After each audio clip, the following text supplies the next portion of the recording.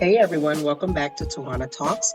Today we dive deep in a special episode, I'm Stuck, I Need Your Help. It's about the power of vulnerability, being there for others, and the magic of honest conversations. Ready for an insightful ride? Let's jump in. Well, hello and welcome to Tawana Talks. I just want to really take a moment, first off, and just thank you for your support and listening and watching and sharing and comments and feedback. This whole purpose of even doing the podcast and the whole vision of TL Collaborative is to provide support to others and to provide um, what's the word I'm looking for, to provide something or someone that you can identify with as we do this thing called life. So thank you. I really appreciate it. And I am forever indebted for those who are supporting. So I appreciate it. Today, I want to be really reflective and vulnerable. And I feel like this is a space that I can do it. And it's so funny that I say that because as I'm saying that, I remember a time and when before, and I'm going to be dating myself when I say this, but, and I guess that's a vulnerable moment as well. Before social media was a thing, before we went to the whole notion of sharing everything and being in front of everyone. I mean, even down to like, I feel so vulnerable right now. Debit cards. So debit cards were not a thing during my lifetime. And I know if you're a millennial or a Gen Z, you are probably like, what? They at some point they never existed. No, they haven't. And my friends used to laugh at me so hard because I was the keeper of your personal information. Whenever we would go shopping or anything and we had our receipts, um, and when debit cards became a thing, like, right, because I went from using cash and not using cards. So if you didn't have cash, then you just didn't spend money. It wasn't, if you had it in the bank, you had to write a checks. And if you didn't have checks, then you had to have cash. And so I grew up in an era where I didn't have checks because I wasn't old enough. And then I had checks because I became of age. And then I had debit cards. And so literally when we had checks and write a check, if you didn't use it, you wrote the big word void, but then you had to take the extra security measure. There was not encrypted codes and things of that nature. The extra security measure was you ripped it up into little itty bitty small pieces. That was security measure number one. Security measure number two is you disperse those pieces in separate trash cans because in my mind, someone was going to be digging through those trash cans and piecing together all those little pieces and still my identity or my little $100.72 that I had in the bank. So my friends knew that I was the keeper of information. So when debit cards became a thing and we were spending money and you had receipts, they didn't print your whole, obviously, they didn't print your whole debit card on the receipt, but whatever information was there, we were not going to compromise that information. So I'm like, rip that receipt up and break the little pieces and spread it out. And then sometimes I would take even a more precautious measure, and I would wet the paper. So now you can't even read it, even if you got the pieces of the pieces of the pieces. But I said all that to say, now we're in a space where we are totally visible and uncovered because now we do things like this. We present on things like podcasts and on social media. And so now we're providing and giving a piece of ourselves to others. And even if it's a piece that we are only showing a piece of a piece, and maybe it's not the real us, you're still giving some of yourself. And so I say that to say that I'm going to be really vulnerable in this space, and I feel like I've shared pieces of information about me and my family and my leadership style and my parenting style that lends itself to these reflective notions and these principles that help to guide my life and my leadership. And that's really vulnerable.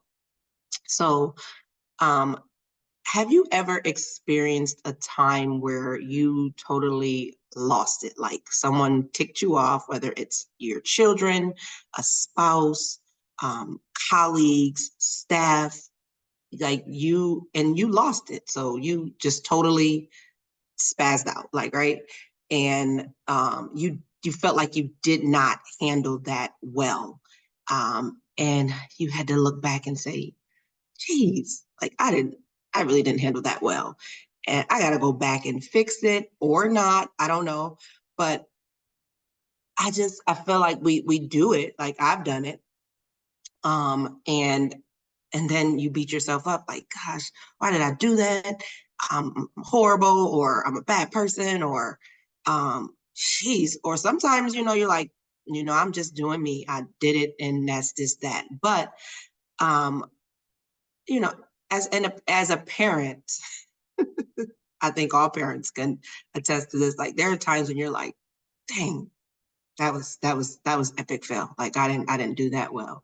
As a leader, if you've led an organization or you have staff, there has to be times that you're just like, I didn't do that well. Like that was a total, I missed the mark on that one. Because we're working with people, we're dealing with people, life is life, and then we're not perfect. And so if you've not had a reflective moment where you felt like I really screwed that up, then I challenge you to be real with yourself and look back on some moments because we're not perfect. So I'm thinking about a particular time. So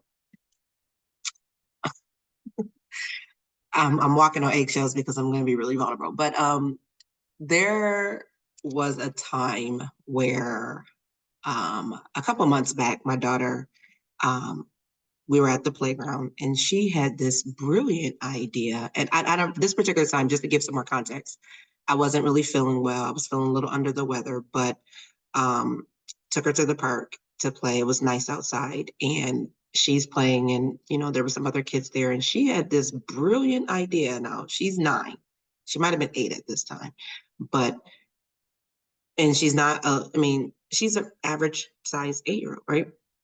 And at the playground they have swings, and they have ones that you sit down on and you swing, and then they have ones that you get in.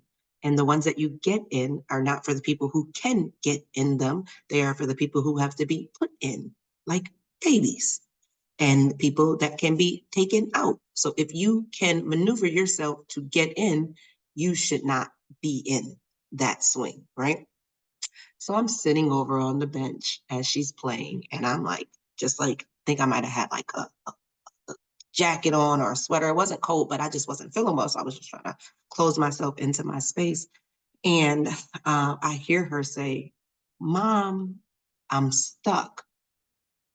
And I'm like, stuck where? I'm thinking, it better be the slide, like, because that's all I could think of. So I get up, and my child her legs are dangling from the bottom of this baby swing, and she is stuck because she is a little girl who is growing up, and she placed herself in this swing. I'm like, oh my God. Like, and she can't pull herself out because there's nothing to pull on or step on or to step, because now she's dangling. Her feet are not touching the ground to be able to push the swing down. She needs help. She cannot get out of this swing on her own. She doesn't have enough strength to pull the chain and pull up. Plus, her legs are kind of stuck in these holes because they're made for babies. So I'm panicking and I'm like, oh my God, what are we going to do? How are we going to do this? How are we going to get out of here? Like, I'm freaking out. Like, oh my God. Like, and I don't feel well. And so I'm just like, oh. So luckily there was another family at the playground, a mom and a dad and their children. And the dad comes over and he's like, all right, we're putting our heads together. He was like, okay, telling her what to do. You're going to hold on here. I'm going to flip you upside down, Mom. You're going to grab her right here. I'm going to do these things. And we're trying to pull her out. And we were not having any luck. And so I'm immediately, my brain goes all the way to thinking about, we got to call the fire department. They have to cut her out of this. She's going to be sitting in here. She's going to lose circulation in her legs because she'll be sitting here all the time while the fire department is coming, because they're not going to come as fast because it's not technically an emergency. So we're going to just be sitting here. And I am spiraling. The dad's like, okay, let's think about this. Let's take a breath and let's think. And so we're doing all the things. And finally, we do get her out of the swing. And I say, do you think that was a good idea? Like, that was a horrible idea. I'm like going off like, that was a horrible idea. Why would you do that? You know, that's not a swing for you. All the things, like, I'm upset, and I'm even more upset because I don't feel well. So I feel like I didn't have the strength and all of the things. And we bypass that moment. Lesson learned, right? Wrong. Fast forward 1 month. We're at the same park. I am feeling well. She is playing. This time, it's just her. There were some kids there and they left. And so she continued to play. And I hear the all too familiar sound. Mom, I'm stuck. I lose it. No, you are not. You better not be stuck. And I'm thinking, no way in the world this could happen again. Like, do you not remember what happened last time? You were afraid, you were scared, you thought you were stuck. We were at the fire department, all the things. I go over around that space, and lo and behold, she is stuck in the same spot, in the same swing. Parents, if you are listening, you know I lost it. I had a few choice words. I was very upset. I was angry. Like, how could you do this again? You knew. I was so upset. And I had to think, how did we do it last time? How can I do it this time? I now have a different type of strength. I'm feeling better. And in my mom's strength, I think I tipped her upside down on the swing and then just pulled her out. So the stuck wasn't as long as it was last time. But the frustration and the anger was there. As we're walking back home, I started to reflect. Gosh, I handled that horribly. Like, I could have showed up better. That was horrible. I spazzed out. I was angry. I was upset. I was frustrated. She did it again. Like, definition of insanity is doing the same thing, expecting different results. Why would she do this again? All of the things. I'm ticked off. Like, I am upset, and I admit I did not handle it well at all. And I'm very angry. But as I started reflecting, I started to become angry, less angry with her and more angry with myself. And so in the next day, as I'm reflecting on my day from the day before, I started to think through that, and I started to break down and process that. Yes, I could have showed up better. But in my mind, I started to think, when you recognize a time where you could have showed up better, that is your growth opportunity. Have a staff meeting with yourself, have a board meeting with yourself. What did I not do well in an instance, in a situation yesterday? And why didn't I do well? And how can I do it well the next time? Now, hopefully, she doesn't get stuck in the swing again. But if she does, I've now been able to process how I can handle it well, and also process how I can mitigate and kind of eliminate that even happening again. And so, in the notion of not beating myself up and not being so angry with myself, I had to kind of think, like, what's the gap? What was I missing when I didn't do it well? Um, Now I can kind of think about how I can stop myself from spazzing in situations that are similar to this, and in situations that identify with something like this. And so I start thinking, like, you you have to, the way that you, how do I say this? The way, like, when you make a mistake, you have to give yourself the same grace and understanding a mistake was made or there was an area that you needed to learn through, and give yourself the grace and process it through on how can you teach yourself the tools or gather the tools. Maybe you're not teaching yourself, but you're getting information or getting the tools from elsewhere, learning and developing yourself from elsewhere so that you can do better. But in this, in the same token, because if you've listened to any of the podcasts, everyone's a leader because you lead yourself. So the way you lead yourself is the way you learn to lead others. In the same way that you process and lead yourself is the same way that should be used to process to lead others. So me not beating myself up for a gap that I recognize so that I can process and close that gap is the same way that I need to lead others. In this case, my daughter, and recognizing what's the gap and how can I lead better in a situation and leading her to close that gap. Like, what does that look like? I spazzed on her.